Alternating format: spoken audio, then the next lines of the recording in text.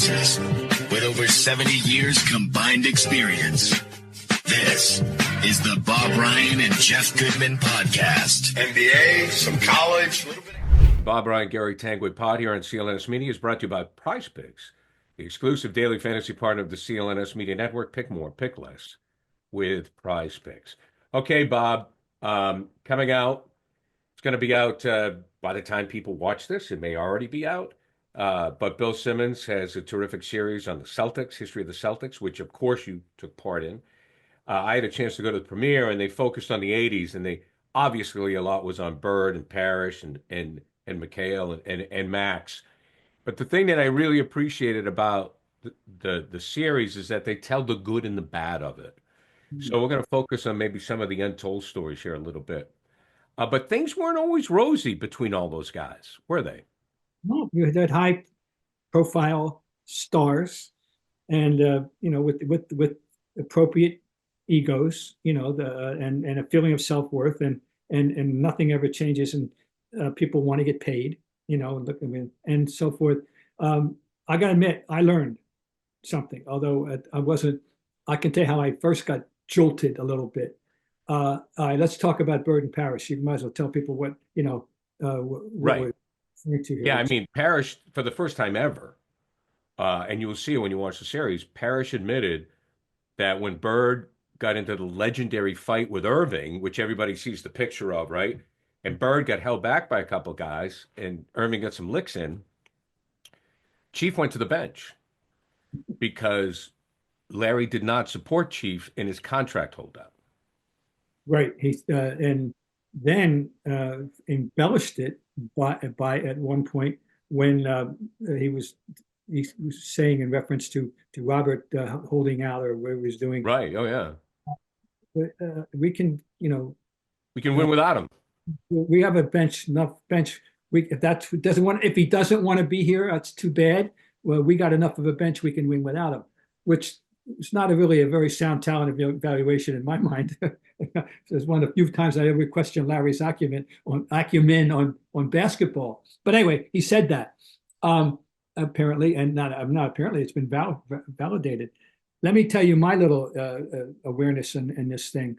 I was privileged and honored and pleased to conduct interviews for the now open Larry Bird Museum, which is in Fort Wayne, in Terre Haute, Indiana. And that was over the late year of 2023-24. I interviewed, among other people, Walton, the late Bill Walton, Kevin McHale, and then from the other side of things, Magic Johnson and Michael Cooper. And I found out from the man I was working with, whose company was forming the museum, that there were two people that Larry did not want to interview. One was Robert Parish, and the other was Danny Ainge. And I don't know what the specific deal with Danny is about that, but he told me that. And so when I found out this revelation, about the fight and the source of the enmity, I wasn't shocked. I didn't know what specifically caused that. Because all I know is that any dealings that I ever had in terms of basketball, Larry was extremely complimentary of Robert Parish. And I remember specifically, it always flashes in my mind, in the famous Jordan 63-point game, the last two key baskets in that game when the Celtics pulled it out in the third overtime and second overtime were by Jerry Seasting on an inside-out pass at the foul line, and a pick and roll between Robert and Larry, in which Larry dished off to Robert for a face-up jumper at a point in the second overtime when Robert had not hit an outside shot all night. Had not hit an outside shot. He had done all his damage that night inside with his hooks and inside play. And Larry's explanation after the game, when we asked him, I don't know who asked him, I was there, was, you got to give the ball to Robert if he's open. I have every faith in Robert. I would never, he's saying, wouldn't even consider not giving him the ball, even though he hadn't made one all night. So, and I think that reflects Larry's true admiration for Robert's skill. But wow, that's some story. It is. I was surprised. It's interesting because, as we learned, McHale had received $1 million deal. Robert was making 650,000. Can you imagine? I mean, Oh, I mean now, Jason Tatum makes $350 million. It's crazy. Um, but and then McHale made $1 million. Larry was making $1 million. Larry had the biggest deal. Of course, they started the Larry Bird clause, so because of that. So I kind of get where Robert was coming from. I just always found it interesting with Larry, and I think if it's my one criticism, if I'm worthy of criticizing Bird, is in print, he didn't really have his teammates back. Like with Robert, he called him out like that, and then when Max was working coming back from the knee injury. Now, Max helped them win 2 titles. You know as well as I do that in 81 and 84, Cedric Maxwell was very important to those championship runs, correct? Game 7, 84. Correct. He was the MVP. He was the finals MVP in 81. My point, so when Max says my knee's not right, and Larry calls out Max for not being tough enough, for not wanting to come back, for not working hard enough, I look at those two things and I'm like, Larry, if you want to have a private conversation with somebody, I don't know if he felt like he had to call somebody out. But I always felt bad, and I felt bad that he had those words about Robert, and I felt bad that he had those words about Max. Here's what I can add to the Max story. Yes. January of 1985, I went to French Lick to do a story on Larry's little brother, Eddie. Right. And in high school. And I was in the house talking to Larry's mom, and Larry called up, say hi to mom. And she put me on the phone with Larry, and we talked. And Larry said, and I quote, I'll never forget it. I forget what the build up to it was, but here's what he said, quote, Bob, Max doesn't want to play for us anymore, unquote. That's all I can tell you about that. Yeah. So, we know, look, we both love Max. We know Max is engaging, Max is and all that, and is smart as hell. And I know, I don't know this true story, about, but I do know that Larry, did he reflect everybody's opinion at the front office or whatever, or the coaching staff? I don't know. And just remember, he was the guy that was sacrificed when they got Walton. I know. I mean, so I look at them. It's really a head scratcher to me because the only thing I could think about is, especially with the money thing, like generally players, like the thing I would want to say to Larry in regard to the Chief thing, Larry got his money, and we all know Larry liked money. He was very frugal to the point where he didn't put his money with Bob Wolf, rest in peace. He said, "You're my agent. My money stays in the bank." And that worked out for him, from what I understand, long term. So, why would Larry, who was getting paid, begrudge somebody else for trying to make money? Number one.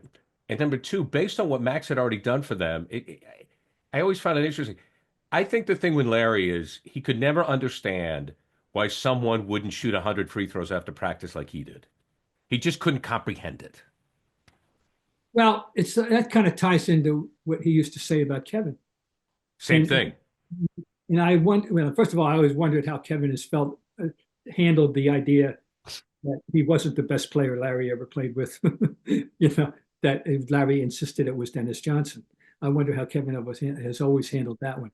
But and he kept saying that if Kevin came in, and the implication was parentheses and worked harder on close parentheses, he could be the MVP. Larry said that about it. He kept saying Larry. Right. Kevin didn't like that. He presented that. Larry could never understand how Kevin could be laughing and joking and having fun right up to the opening tip. Right. Whereas Larry had his game face on when he came into the locker room. Right. And Kevin's counter to that was basically Larry needs to get a life outside of basketball. So I mean, this is they weren't enemies. They weren't, but they weren't buddy, tight. Two different guys. Teammates with very different personalities and very different, backgrounds, and so yeah, that was so yeah.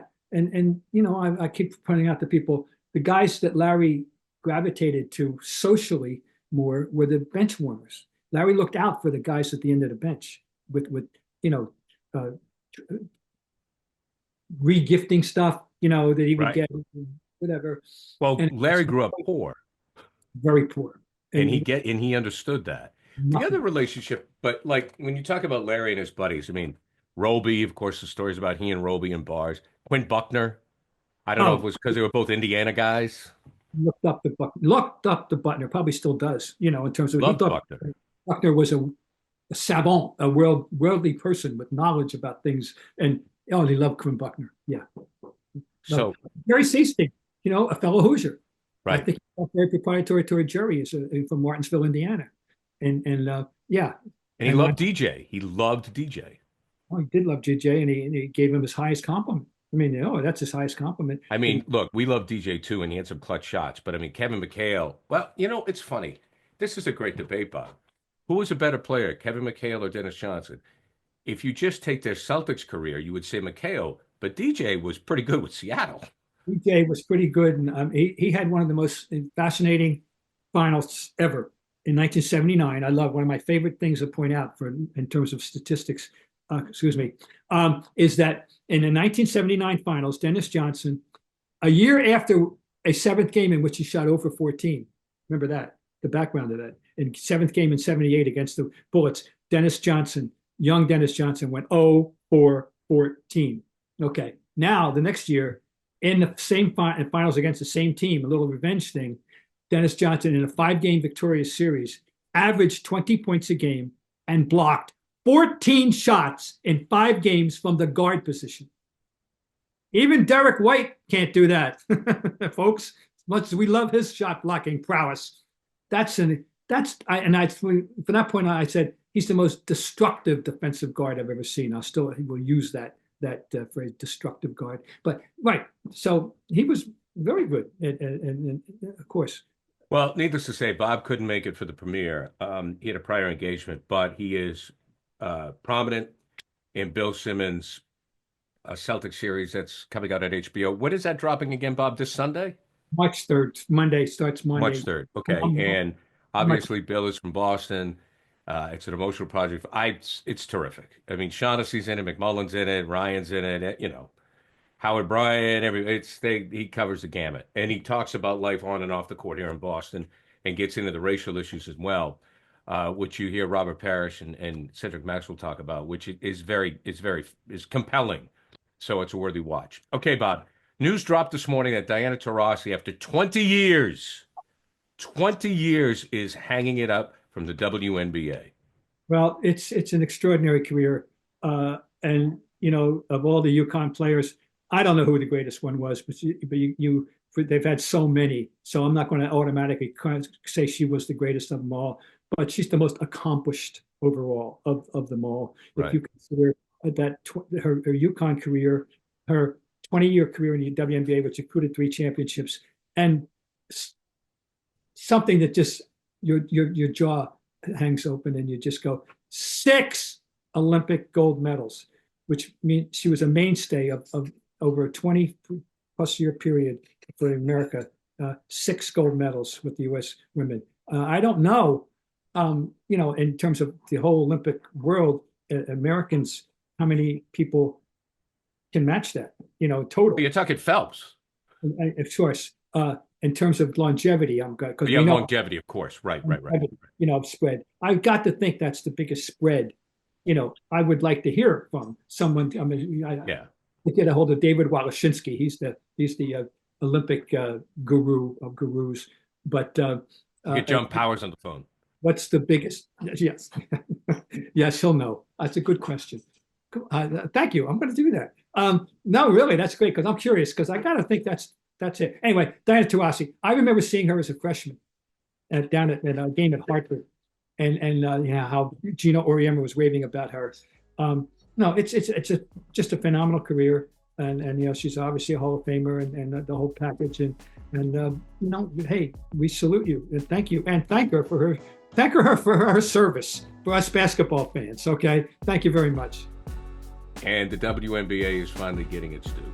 All right, Bob. Bob Bryant, great stuff as always, my friend.